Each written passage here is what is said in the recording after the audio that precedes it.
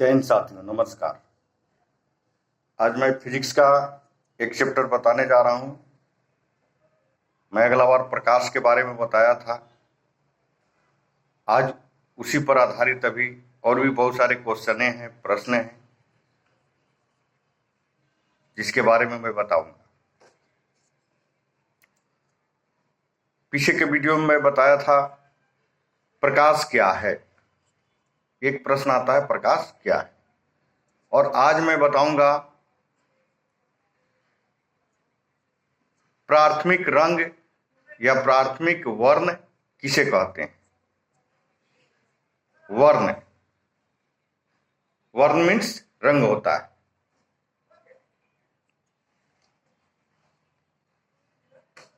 प्रश्न होता है कि प्राथमिक वर्ण या रंग किसे कहते हैं।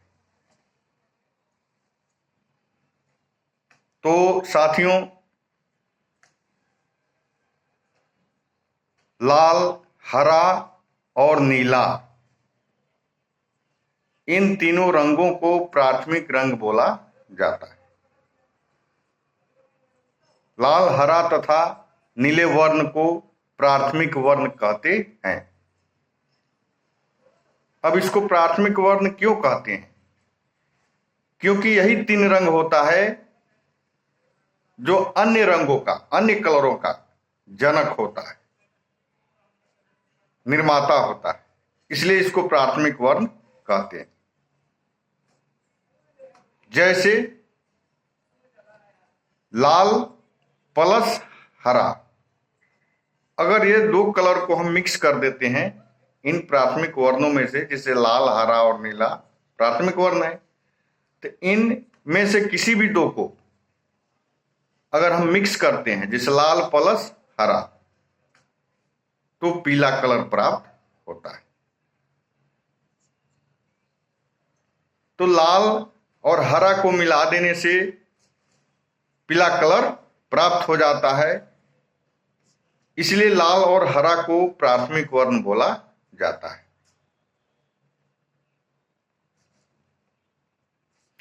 इसी तरह से बाकी और भी कलर प्राप्त किए जा सकते हैं। दूसरा प्रश्न है, द्वितीयक वर्ण किसे कहते हैं?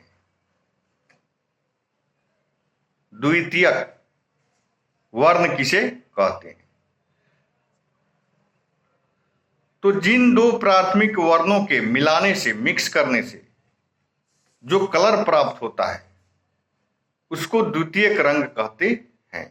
जैसे लाल और हरा को मिक्स कर देने से पीला प्राप्त हुआ, तो पीला जो है वो द्वितीयक रंग है, उसको हम द्वितीयक रंग कहते हैं।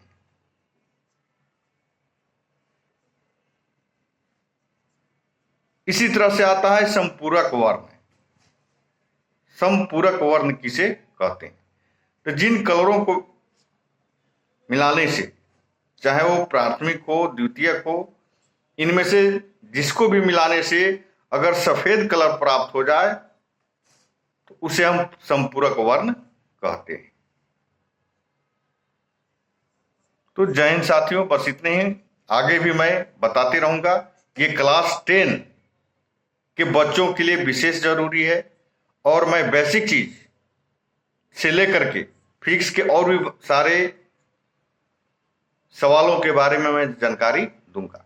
अभी मैं बेसिक रूप से इसको स्टार्ट कर रहा हूं ताकि बच्चों को नीचे से लेकर के आगे बढ़ा जा सके और बच्चों को समझने में सहूलियत हो। और बच्चे, पढ़ाई लिखाई एक तरह की तपस्या होती है, और जो बच्चे 8 क्लास से 10 क्लास तक अपने भविष्य को संवार लेते हैं अपने मेहनत से,